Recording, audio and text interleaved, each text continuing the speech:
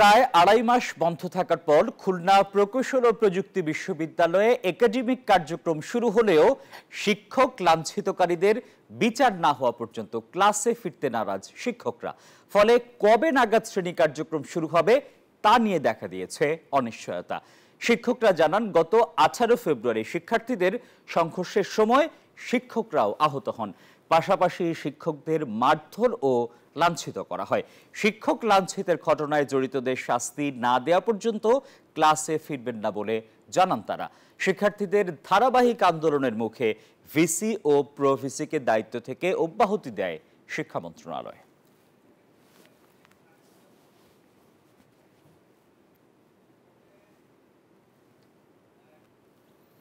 কুয়েটের সবশেষ পরিস্থিতি জানাতে সরাসরি যুক্ত হচ্ছেন সহকর্মী শামসুজ্জামান শাহিন। শাহিন, 2 মাস পর তো কুয়েট খুলল, কিন্তু একাডেমিক কার্যক্রম বা ক্লাস শুরু করা যাচ্ছে না। এখনো ছাত্র এবং শিক্ষকদের মধ্যে এক ধরনের রেষারেষি রয়ে গেছে। এর সমাধান কি আসলে?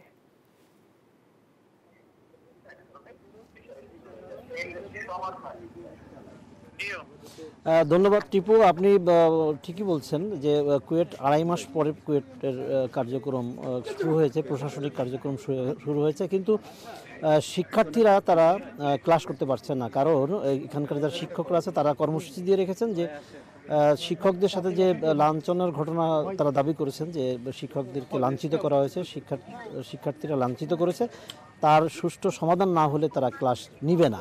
তো এই অবস্থায় একটা সিচুয়েশন তৈরি হয়েছে যে এখানে শিক্ষার্থীরা দীর্ঘদিন ক্লাসে নাই এবং তাদের যে শিক্ষাবর্ষ সেটা ক্ষতিগ্রস্ত হচ্ছে এবং অনেকগুলো পরীক্ষা চলছিল, সেই পরীক্ষাগুলোও ক্ষতিগ্রস্ত হচ্ছে। তো সার্বিক বিষয় নিয়ে আমরা এখন শিক্ষার্থী যে আন্দোলন হয়েছে সেই আন্দোলনের শীর্ষ পর্যায়ে ছিলেন, তার সাথে কথা বলবো যে এই মুহূর্তে তো কুয়েট খুলেছে, ক্যাম্পাস খুলেছে, আপনারা ক্যাম্পাসে ফিরেছেন, কিন্তু ক্লাস হচ্ছে না। তো এতে মানে কি ভাবছেন বা আপনাদের পরবর্তী করণীয়টা বাকি? বান্ডেল থাকলে প্রতি সেনমানিতে টাকা বাঁচবে। বিকাশ সেনমানি বান্ডেল কিনে জিতুন প্রতি লেনদেনে। অ্যাকচুয়ালি আমাদের কুয়েটের সকল শিক্ষার্থী সবসময় শিক্ষামুখী, শিক্ষা কার্যক্রমমুখী। কীভাবে আমাদের শিক্ষা কার্যক্রম দ্রুত শুরু হয় এই বিষয়ে আমাদের প্রথম থেকেই চাওয়া ছিল, প্রথম থেকেই ওই উদ্দেশ্যে আমাদের সকল কার্যক্রম ছিল।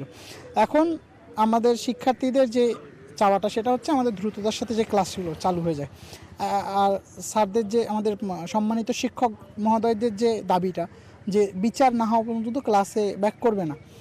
এখন যদি আমরা বলতে চাই শিক্ষক মহোদয়, আমাদের সম্মানিত শিক্ষকদের যে দাবি, এক দফা দাবি, আবার আমাদেরও দাবি হচ্ছে বিচার। দুই দিক থেকেই দাবি হচ্ছে বিচার হওয়া।